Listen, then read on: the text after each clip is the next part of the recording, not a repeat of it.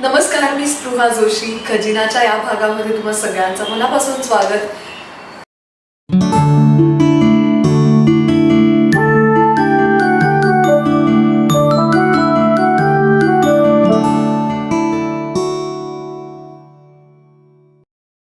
खरं तर गेलं जवळपास 1.25 वर्ष आपण सगळेच जण आपापल्या घरामध्ये बसून होतो. आता थोडं थोडं अनलॉक व्हायला लागले, आपण बाहेर पडायला लागलोय. पण या सगळ्या काळामध्ये मला वाटतं आपल्याला तारलं ते आपल्या घरच्या छोट्या छोट्या गमतींनी. आपण आपल्या घरातल्या लोकांबरोबर ज्या काही मज्जा केली, ज्या काही ॲक्टिव्हिटीज केल्या, त्यांनी खरं तर आपण आपलं डोकं ताळ्यावर ठेवू शकलो. अनेक जण पत्ते खेळले, अनेक जण लुडो खेळले, अनेक जणांनी आपापल्या घरात स्वयंपाकाचे वेगवेगळे प्रयोग केले. आपण आपल्या लहानपणी खेळलेल्या नवा व्यापारपासून ते पिकनिक अशा अनेक बोर्ड गेम्सची पुन्हा एकदा उजळणी केली. पण या सगळ्या बोर्ड गेम्सकडे बघताना माझ्या एक गोष्ट लक्षात आली होती की गेल्या अनेक वर्षात मी असा एक नवा बोर्ड गेम खेळलेला नाहीये, आणि त्यातनं तो मराठीतला तर बिलकुलच खेळलेला नाहीये. आणि अगदी गेल्या काही दिवसात रिसेंटली असा एक नवीन बोर्ड गेम मला सापडला, आणि ज्याने खरं तर मी एक्साइट झाले असं म्हणायला हरकत नाही. कारण हा बोर्ड गेम चक्क मराठीत होता. हा बोर्ड गेम तयार करणारा माणूस हा आपला मराठी माणूस आहे, आणि हा बोर्ड गेम हा आपल्या शिवाजी महाराजांच्या आयुष्यावरचा बोर्ड गेम आहे. मी स्वतः इतिहासाची विद्यार्थिनी आहे, आणि त्यामुळे मराठी हिस्ट्रीविषयी मला विशेष आपुलकी आहे. पण जे लोक हिस्ट्री शिकलेले नाही आहेत त्या लहान मुलांपासून मोठ्यांना सगळ्यांना अट्रॅक्ट करेल असा एक नवा आपल्या हक्काचा मराठी बोर्ड गेम आता बोर्ड गेम्सच्या विश्वामध्ये आला, आणि त्याचं नाव आहे मावळा. आणि या मावळाचा क्रिएटर आज आपल्यासोबत आहे. आपल्याशी तो गप्पा मारणार आहे आणि आपल्याला या गेम बद्दल खूप माहिती आणखी उलगडून सांगणार आहे. अनिरुद्ध, हाय, वेलकम, खूप खूप स्वागत. आणि अनिरुद्ध सोबत ज्याच्यासाठी म्हणून हा बोर्ड गेम खरं तर तयार झाला तो यश सुद्धा आपल्या बरोबर आहे. हाय, कसा आहेस तू? हा बोर्ड गेम तुझ्यासाठी तयार झाला, किती भारी आहे हो ना. सगळ्यात पहिला प्रयोग बोर्ड गेमचा तुझ्या. मावळा आवडतो तुला खेळायला? किती वेळा खेळलास? म्हणजे जास्त तरी 50-60 वेळा. 50-60 वेळा तरी खेळलास? ओ गॉड, खूप जास्त झालं. म्हणजे 10 वगैरे वेळा. पण मग असा होता, असाच खेळला असता, वेगळा होता. वेगळा होता. अच्छा. पण मला सांग, आता तुला सगळी हिस्ट्री पाठ झाली असेल ना शिवाजी महाराजांची? म्हणजे 1 पासून ते आपण जातो राज्याभिषेकापर्यंत, म्हणजे 101. सो एवढ्या शिवाजी महाराजांच्या आयुष्यातल्या 101 गोष्टी तुला आता माहिती आहेत. आणि कोण कोण त्यांच्या सोबत होते, कुठल्या मावळ्यांनी त्यांना मदत केली, काय काय लढाया झाल्या, हे सगळं तुला माहिती आहे. मग त्यातलं सगळ्यात फेवरेट काय आहे तुझं ह्या घटनांपैकी?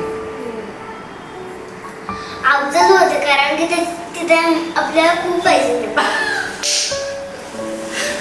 अफजल पदावर खूप पैसे मिळतात का? म्हणजे या राजमुद्रा ज्या आहेत त्या? बरोबर. त्या गेमची करन्सीच मुळात गोल्ड अशी आहे की ज्याच्यामध्ये मुळात संकल्पना अशी की स्वराज्य लढा हा सरळ सोट नव्हता. कुठलंही मोठं ध्येय काढताना तशी चढ उतार असतात, तसे चढ उतार या सगळ्या प्रवासात होते. मग जिथं विजय मिळाला तिथं तुम्ही मावळा म्हणून गेम खेळता, आणि विजय मिळाल्यावर तुम्हाला काही गुण मिळतात. घटना किती मोठी विजयाची द्योतक होती हे हे कळावं मुलांना. मग तुम्हाला तेवढे पैसे मिळतात, तेवढे गुण मिळतात. मग अफजल बदावर तो म्हणतो तिथं असं होतं की तिथं खूप आपल्या मातीतली माणसं शिवाजी महाराजांव्यतिरिक्त इन्वॉल्ड असतात. तर मग ते सगळे असल्यामुळे तुम्ही अजून जास्त संपन्न होत जाते, जास्त गुण मिळतात. त्यामुळे त्याचं फॅसिनेशन. अफजल वधावर आले की मग भरपूर पैसे. आणि अफजल वध होता पण खूप इंटरेस्टिंग, म्हणजे त्याच्यात इतक्या घटना इन्व्हॉल्ड आहेत. पण अनिरुद्ध, मी तुला विचारेन आता, कारण मला आता ही एक्साइटमेंट बघून आणखीन मजा येते. कारण इतका एक लहान वयाचा हा एक छोटासा पिल्लू आहे, आणि त्याला सुद्धा आज अगदी शिवाजी महाराजांच्या जन्मापासून ते राज्याभिषेक, जो आपण म्हणतो की सगळ्यात महाराजांच्या आयुष्यातली त्या इतिहासातली सगळ्यात अभिमानास्पद गोष्ट आहे शिवराज्याभिषेक, तिथपर्यंतची सगळी इतिहासातली ज्या पाऊलखुणा आहेत आणि ती सगळ्या ज्या वळणवाटा आहेत त्या त्याला माहिती असणं ही फार सुंदर गोष्ट आहे. आणि अगदी शाळेच्या पुस्तकातनं त्याच्यापर्यंत यायच्या आत्ताच त्याला सगळं माहिती आहे. सो हे सगळं कुठून सुचलं आणि त्याची सुरुवात कशी झाली? सुरुवात लॉकडाऊन म्हणता येईल. लॉकडाऊन प्रोडक्ट आहे. एक तर संपर्क खूप वाढला, सहवास सगळ्याच पालकांचा मुलांबरोबर वाढला. मग गोष्टी सांगणं खेळणं असं वाढलं. मग गोष्टी सांगणं गरजेचं व्हायला लागलं. मग ज्या हातावरच्या बोटावर मोजण्या एवढ्या आपल्याला माहिती असतात आपल्या महाराजांच्या गोष्टीच्या लक्षात राहिलेल्या असतात की खिंड लढवलेली किंवा तानाजी ते एक दोन मिनटं तर मग कुठलं सांगायचो मी बाजीप्रभू आणि तानाजी एवढ्या गोष्टी मी सांगायचो. मग तो म्हणला की त्याच होत आहेत मला अजून हव्या आहेत आणि मी वाचलं होतं मला माहिती होतं पण मी असा इतिहास अभ्यासक वगैरे नव्हतं. मला ती रिकामी जागा माहिती होती की इथं काहीतरी करणं गरजेचं आहे पण रोजचं आपलं कामाच्या ह्याच्यात आपण नाही करत कोणीतरी करेल असं वाट बघतो. Lockdown made me do that की आता आपण हे करू शकतो आपल्याकडं दुसरं करण्यासारखं काही नाही आहे ल्युक्रेटिव्ह. मग महाराजांच्या गोष्टी वाचल्या मग पुस्तकं मागवली भरपूर अभ्यास केला मग त्यांना गोष्टी सांगायला लागल्या. मग लक्षात आलं की चांगलं माध्यम असू शकतं हे त्यांच्यापर्यंत पोहोचण्यासाठी विच कॅन बी एक्सायटिंग. मोठे मोठे खंड खूप उत्सुकता असलेली माणसं प्रेम असलेली माणसं वाचतात. बाकी जण फक्त फॉलो करतात कारण की ते माध्यम नाही आहे की ज्याच्यामध्ये खेळता येईल. समजून घेण्यासाठी अजून नवीन नवीन मार्ग असतील की अजून छोटीशी गोष्ट म्हणजे आपल्याला शिवाजी महाराजच कसे आहेत कसे होते ते त्यांच्या रेखाटलेल्या चित्रांवरनं माहिती आहे. तिथं त्यांच्यासाठी लढलेल्या मावळ्यांचं काय मग त्यांचं जर चित्र समोर नाही आलं तर त्यांना आपली मुलं हिरो कसं म्हणतील. 6 वर्षाच्या मुलाला जर पाश्चात्य संकल्पनातले सगळे काल्पनिक सुपर हिरो माहिती असतील पाठ असतील तर त्यांची क्षमता आहे मग त्यांना आकार देणं गरजेचं होतं. मग ते त्यांना चेहरे द्यायचे प्रयत्न झाले. मग बऱ्याच पोज यशने दिल्या. हो डिझाईन करतात. अच्छा कोणाची पोज दिलीस यश? सगळ्यांची सगळ्यांची. आणि तुझी सगळ्यात फेवरेट पोज कुठली होती त्यातली आम्हाला दाखव प्लीज.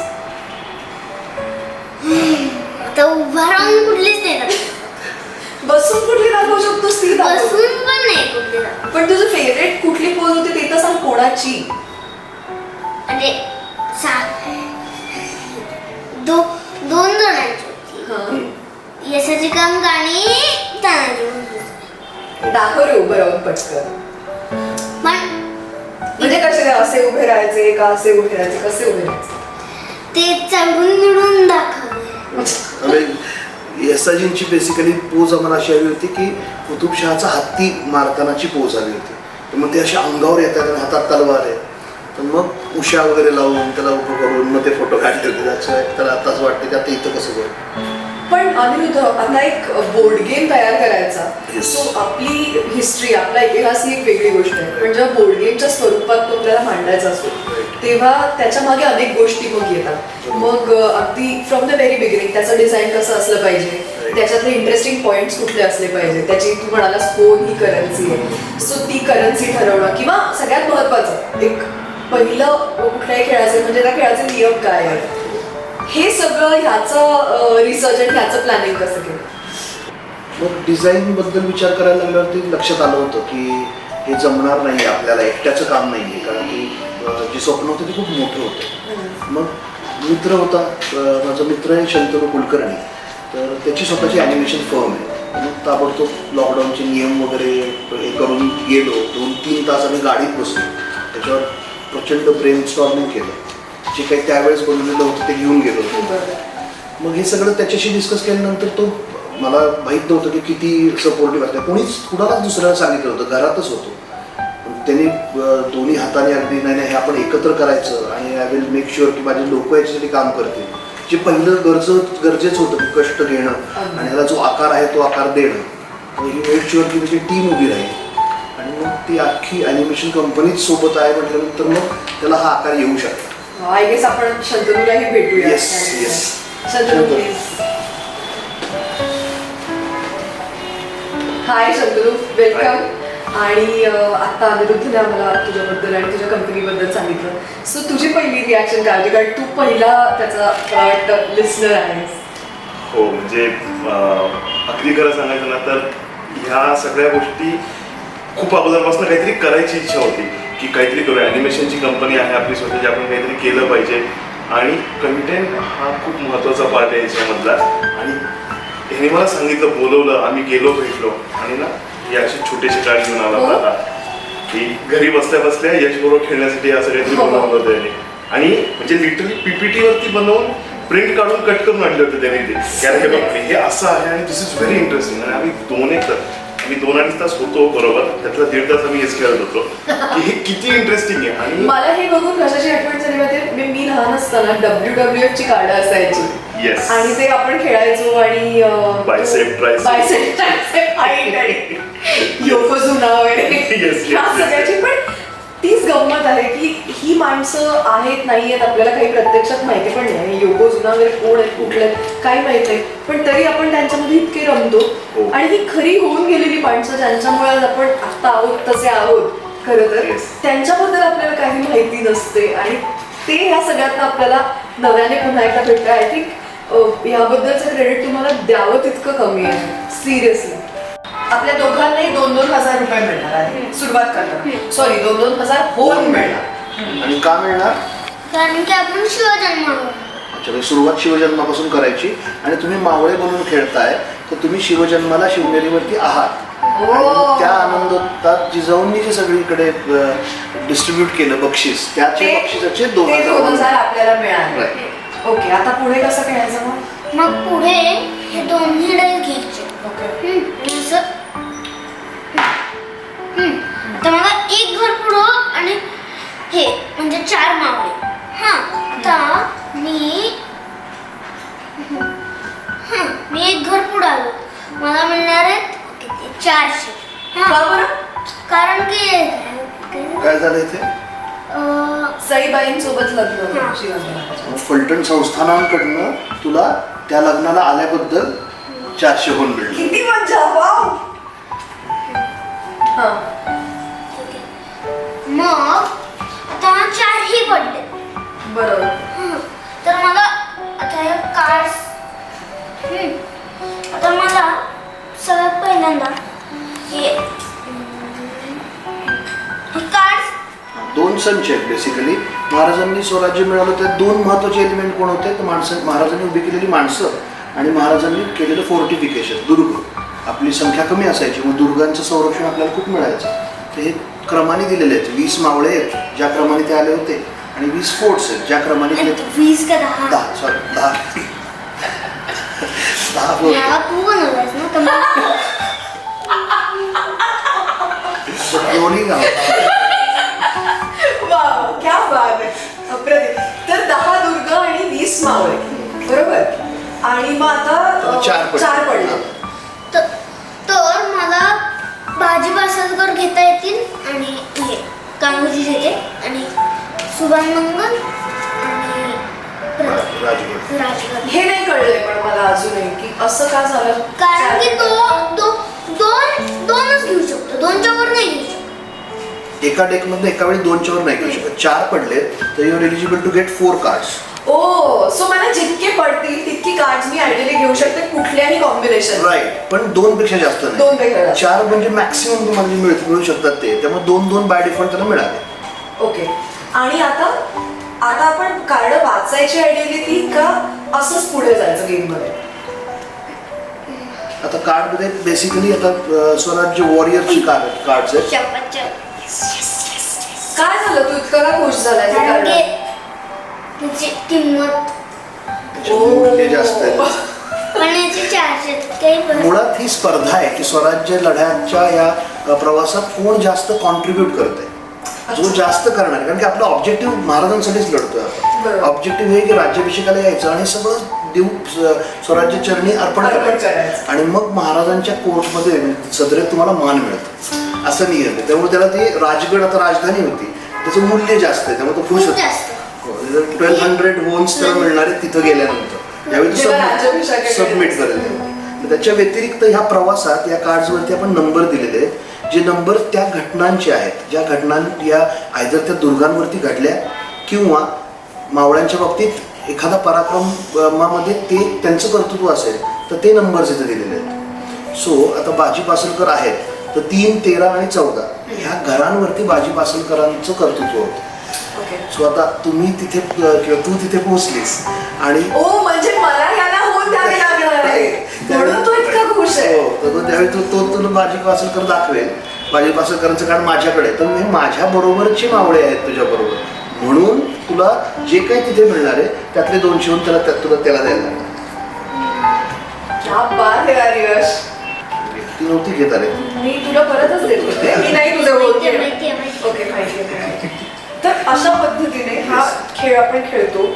पण चंदन, मला पुढचा प्रश्न तुला विचारायचा आहे की एखादी कल्पना सुचणं आणि ती प्रत्यक्षात आणणं, तिचं दृश्य स्वरूप, याच्यामध्ये खूप मोठं अंतर असतं, बरंच जास्त असतं. आणि तो प्रवास पार करणं हेही खूप कठीण असतं, एस्पेशली ज्या काळात तुम्ही हे केलं त्या काळाबद्दल मी बोलते. कोविड रेस्ट्रिक्शन्स मध्ये ह्या सगळ्या गोष्टी पार पाडणं आणि त्याचं एक इतकं सुंदर स्वरूप, इतक्या अशा पद्धतीचं, मग इतकं फिनेस असलेलं, ह्याच्यात कुठेही असं घरगुती हौशी असं काहीही हे नाहीये. इट इज वंडरफुली पॅकेज, जो बघावासा वाटेल लोकांना, जो हातात घ्यावासा वाटेल, खेळावासा वाटेल. तो ग्लॉसी आहे, तो कलरफुल आहे, तो इंटरेस्टिंग खेळ आहे, तो हँडल करायला सोपा खेळ आहे.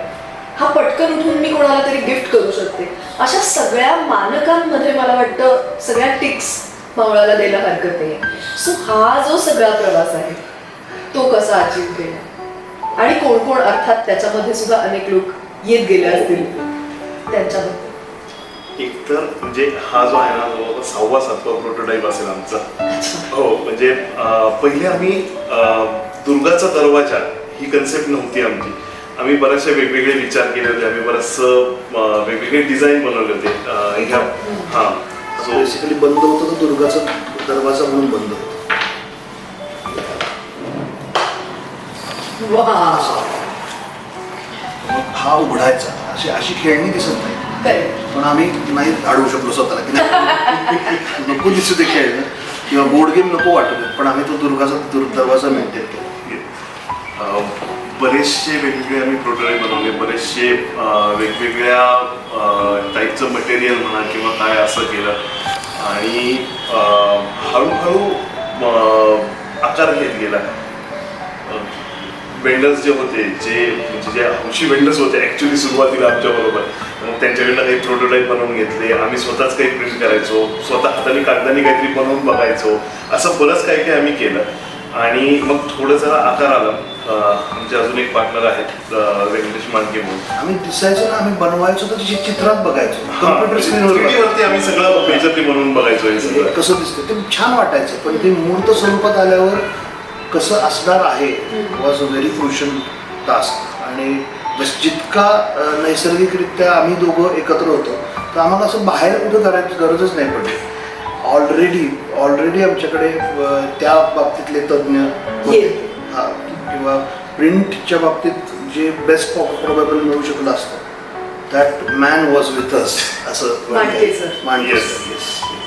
पण अनिरुद्ध, आता मला आणखीन थोडंसं पुढे जाऊन असं विचारायचं की एक हे हौसेतनंच सुरू झालेली गंमत होती, पण त्या गमतीचं हळूहळू जेव्हा इतकी माणसं त्याच्यात इन्व्हॉल्ड होतात आणि इतके कष्ट जेव्हा त्याच्यात इन्व्हॉल्ड होतात, आपल्याला सगळ्यांनाच असं वाटत असतं की ह्याचा थोडाफार दुसराही परिणाम आपल्याला दिसावा, त्याचा बिझनेस अँगलही आपण विचार करायला लागतो. इनफॅक्ट जर तो अँगल नसेल तर ती कल्पना तितक्या लोकांपर्यंत पोहोचत नाही. So we have to be very assertive about it. So हे जे पुन्हा एक हा खेळाने आकार घेतल्यानंतर आता हे मार्केटमध्ये आणायचं, मग त्याची एक प्राईस, मग तुमची मेकिंग कॉस्ट आणि ती प्राईस, हे इकॉनॉमिक्स, ही गणितं, यामध्ये हे सगळं कसं केलं का त्याच्यासाठी पुन्हा कोणी स्पेशलाइज माणसाने मदत केली?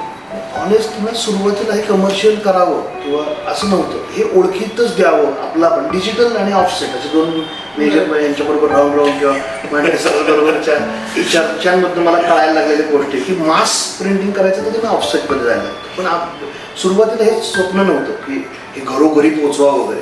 Something interesting has been done, तर मग ओळखीच्या लोकांपर्यंत जावं एवढाच हेतू होता. पण झालं असं की गव्हर्नमेंट ऑफ इंडियाने एक स्पर्धा आयोजित केली ज्याच्यामध्ये भारतीय खेळांना पुढे आणायचा त्यांचा प्रयत्न. बेसिकली आपल्याला खूप कमी दिसतं. कुठल्याही खेळण्याच्या दुकानात गेला, हळू म्हणतो की कुठल्याही खेळण्याच्या दुकानात तुम्ही गेला आणि तुम्ही 360 डिग्री टर्न घेतला, तुम्हाला जे काही दिसतं एक तर ते पाश्चात्य कल्पनांवर अवलंबून असतं आणि दुसरं ते आपल्या इथं बनत नाही. Everything is imported from China. 85-90% Chinese product असतात. मग आपल्या मातीतलं काहीतरी यावं या हिशोबाने गव्हर्नमेंटनी एक खेळांच्या संकल्पनांची स्पर्धा भरवली टॉय कॅथॉन. सेंट्रल गव्हर्नमेंट 19,000 संकल्पना त्यात आल्या आणि त्यातून हा खेळ जिंकला. किती भारी आहे. वी वोन द टायकाथॉन आणि मग then we started taking us seriously. मग कागदाची काय जाडी केल्यानंतर काय इम्पॅक्ट येतो, मग ते डाईस जे स्पेशल डाईस आहेत आपले ते कोणत्या पद्धतीने बनवले की सोपे बनतील, त्याच्यात वेगळी व्हरायटी कशी आहे, ती इनहाऊस कशी होती. बेसिकली इथे आपण बसतो, इथेच ते बनतात आणि मग ही लोक ती स्किल सेट डेव्हलप करणं ते स्वतः होणार आहे का कुठून गुजरातवरनं मागवायचं, या सगळ्या गोष्टी खूप नंतर आल्या ॲक्च्युली. पण मग आता ह्याच्या पुढे काय, आपण आता ऑलमोस्ट आपल्या गप्पांच्या अखेरीला आलेलो होतो आणि हे सगळं ऐकणं हेच आधी खूप मुळात इंटरेस्टिंग आहे, एक्सायटिंग आहे आणि फार भारी वाटते. कारण मगाशी जे आपण बोललो, मी पुन्हा एकदा तेच रिपीट करेन की आपल्याला मार्वलचे हिरोज माहिती असतात जे प्रत्यक्षात खरं तर अस्तित्वातच नाही आहे. कोण कुठला कॅप्टन अमेरिका, कोण कुठला तो थॉर, तो कुठल्या ग्रहावरून आलाय हे आपल्याला माहिती असतं. पण आपल्या महाराजांनी जिंकलेले दुर्ग किल्ले आणि त्यांच्यासाठी कुठलाही स्वार्थ न ठेवता त्यांनी असाच आपला जीव दिला, ती ड्राईव्ह काय असेल हे आपल्याला कधीच कळत नाही. ते कायम पुस्तकात अडकून राहतं. आणि आज या निमित्ताने हे माझ्या समोर असं उघडलेलं दिसतं. एक यशसारखा एक 6 वर्षाचा मुलगा मला सांगतो की अरे हे तर तेव्हा झालं होतं, तेव्हा नव्हतं झालं, तुझं चुकलंय. हे बघताना जो आनंद होतो तर तो खूप वेगळ्या लेवलचा आनंद आहे. आणि म्हणून माझा प्रश्न आहे की पुढे काय, म्हणजे आता हा एक बोर्ड गेम तर तयार झाला, आता ह्याच्या पुढची स्टेप काय? आता मग खजिनावरती केलेला गौप्यस्फोट असं आपण म्हणू शकतो. आम्ही ॲक्च्युली ह्याचं शिपिंग करतोय ते सुद्धा आमच्यासाठी नवीन आहे. जे काय 700-800 आम्ही युनिट्स आता अगदी आसामपर्यंत. पण आता आपला खेळ या ई कॉमर्स साईट्स वरती वगैरे अवेलेबल आहे? आमच्या ऑनलाईनवरती अवेलेबल आहे. अगेन कारण की तिकडे जायचं म्हटलं तर जे ज्या प्राईजला ते प्लेस व्हायला हवं ते तसं केलेलं नव्हतं, तसा प्रयत्न होता. आता होईल, ते पण होईल. तर हे करतानाच आम्ही अजून लोकांपर्यंत ते जाण्यासाठी वेगवेगळी माध्यमं शोधत होतो आणि अजून कुठेही सांगितलेलं नाही आहे. बट तुला आणतोस तो बाहेर सांभाळून, तर आम्ही प्रोटोटाईप काही बनवलेले आहेत आणि आमचा असा प्रयत्न आहे की खाली करू, असा प्रयत्न आहे की सगळ्या वयाच्या मुलांपर्यंत हे पोचले पाहिजे. हे आपले सुपर हिरो झाले पाहिजे. त्यातला प्रोटोटाईप म्हणून हा आहे मेमरी कार्ड गेम.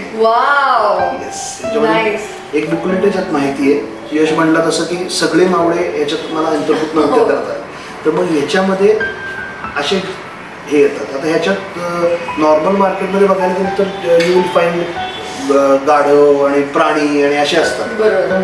आपण मावळे घेऊन करू शकतो. हिरोजी इंदुलकर, प्रतापराव गुजर, तुम्ही हे असे ठेवायचे आणि मग त्याची लोकेशन लक्षात ठेवायची. एक उघडायचं, ओके हिरोजी इथं आहे, नाही सूर्य मला हे नाही मिळालं, मग ती लोकेशन ह्यासाठी. पण ते सुद्धा मेमरीत अगदी लहान मुलांपर्यंतच आहे. हो, आपण खेळूया ना यश. मला ते खेळून दाखवलं कसं करायचं. हाफ हाफ करायचं का? नाही सगळे काय आपल्याला लोकेशन जरा कठीण आहे हा हे असं, म्हणजे मला तर त्याला फारच आवडलं. अवघड आहे का तुला? जरासा पण जरासं पण नाही. फक्त लक्षात ठेवायचं काय ते येत असतं तर काय हवं होतं, ते मला जमत असतं तर काय हवं होतं. मग छान जिंकून दाखवायचं नाही यश. येस येस येस कोण आलंय? येस अजिकल. येसाचे काम फेवरेट असण्यामागचं काय कारण आहे अजूनही मला नीट कळलेलं नाही. ही पोच दिली होती त्याने. हो, हे बरोबर आहे. मग हे कसं मजा आली त्याच्यामध्ये. आणि काय मज्जा आली होती पोज करताना. हा, आणि त्या हत्ती म्हणून कोण होतं रे? अरे ते रेकॉर्ड होते सगळीकडे. हत्ती म्हणून बाबालाच बसवलं होतं का खाली? आईला बसवलं असतं तर तिला आणलं नाही ती भरपूर चिडली. चल पुढचं कर, आज काय कर नाही. ओ शेट. Oh no. कोण मिळालं? कावजी मल्हार. परत सर कावजी मल्हार कोण होते? कावजी मल्हार सगळ्यात पहिले जी पुरंदरचं युद्ध जेव्हा झालं ना तेव्हा फत्तेखान आलेला. तेव्हा त्यांनी त्याच्यावर छापा घातला. फत्तेखानावरच छापा घातला कावजींनी. सर कमाल. आता मला आठवतंय की इथे येसाजी आहेत आणि इथे कावजी आहेत. अरे आता मायनाक भंडारी आले माझ्याकडे. मायनाक भंडारी म्हणजे आपल्या आरमाराचे हे ना प्रमुख, बरोबर ना? प्रमुख नाही मग दर्या सागर मेसेज कर. ए माझा चान्स परत प्लीज. मी पहिल्यांदा खेळते, तू खूप वेळा खेळलास. माझा चान्स ना परत आता. ठीक आहे म्हटलं नको बाळा, नको. मला खूप तुझा तुझा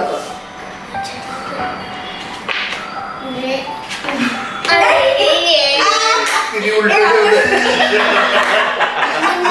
इथे पण ठेवताना उलट ठेवलं. कळलं मेमरी गेम. आता मला कळलं कसं खेळायचं आहे. आता तुझी